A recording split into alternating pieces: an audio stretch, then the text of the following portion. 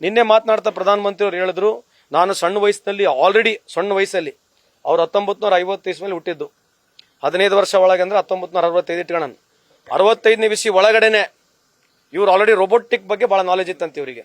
ಯಾರಿಗೆ?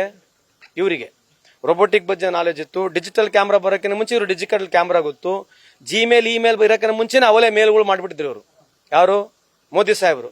ಜಿಮೇಲಿನ ಬಂದಿದ್ದಲ್ಲಿ ಇದೆ, ಪ್ರಪಂಚದಲ್ಲಿ ಬಂದಿದ್ದಲ್ಲ ಆಲ್ರೆಡಿ ಮೇಲಲ್ಲಿ ಮಾತಾಡ್ತಿದ್ರು. ಡಿಜಿಟಲ್ ಕ್ಯಾಮ್ರಾ ಬಂದಿದ್ದಲ್ಲ ಆಲ್ರೆಡಿ ಅಡ್ವಾನಿ ಫೋಟೋ ಹೊಡೆದು ಅಡ್ವಾನಿಗೆ ಮೇಲಲ್ಲಿ ಕಳಿಸ್ಬಿಟ್ಟಿದ್ರು. ಈ ತರ ಪಿಕ್ಚರ್ ಬಹಳ ಓಡಿಸಿದ್ದಾರೆ. ಇದು ಹೊಸ ಪಿಕ್ಚರ್. ಈಗ ನಾನು ರೋಬೋಟಿಕ್ ಬಗ್ಗೆ ನನಗೆ ಬಹಳ ನಾಲೆಜ್ ಇದೆ ಅಂತ ಇವ್ರು ಹೇಳಿರ್ತಕ್ಕಂಥ, ಯಾರು? ನಾನೆಲ್ಲ ಹೇಳಿದ್ದು. ಯಾರು?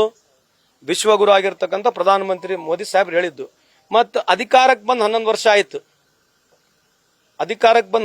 ಆಯ್ತು.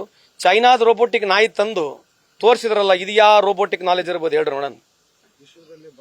ಅದೇ ವಿಶ್ವಗುರು ನಾಲೆಜ್ ಇದು. ಆಮೇಲೆ ಇವ್ರು ಹೇಳ್ತಾರೆ, ಸೊಣ್ಣನಿದ್ದಾಗ ನಾನು ಭಿಕ್ಷೆ ಬೇಡಿದ್ದೆ.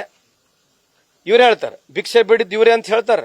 ಆಮೇಲೆ ನಾನು ಸಣ್ಣ ವಯಸ್ಸಿನಲ್ಲಿ ಅಮೆರಿಕ ಹೋಗಿದ್ದೆ ಅಂತ ಇವರೇ ಹೇಳ್ತಾರೆ. ಯಾರು ಹೇಳ್ತಾರೆ? ನಾವ್ ಹೇಳೋದಲ್ಲ. ಯಾರು ಹೇಳ್ತಾರೆ? ಮೋದಿ ಸಾಹೇಬ್ರು ಹೇಳ್ತಾರೆ. ಸಾಲಿಗೆ ಓದ್ಯಾರಂತ ಇವರೇ ಹೇಳ್ತಾರೆ. ಇವ್ರ ಕ್ಲಾಸ್ಮೇಟ್ಸ್ ಯಾರು ಗುರ್ತಿಲ್ಲ, ಇವ್ರ ಟೀಚರ್ ಯಾರು ಗುರ್ತಿಲ್ಲ, ಇವ್ರ ಪ್ರೊಫೆಸರ್ ಯಾರು ಗುರ್ತಿಲ್ಲ, ಎಲ್ಲಿ ಓದ್ಯಾರು ಗುರ್ತಿಲ್ಲ. ಮತ್ತೆ ಹೇಳೋದು ರೋಬೋಟಿಕ್ ಬಗ್ಗೆ ನಾಲೆಜ್ ಇದೆ, ನನಗೆ ಎಐ ಬಗ್ಗೆ ನಾಲೆಜ್ ಅಂತ ಹೇಳಿ ಈ ತರ ಪಿಕ್ಚರ್ ಓಡಿಸ್ತಾನೆ ಇದಾರೆ.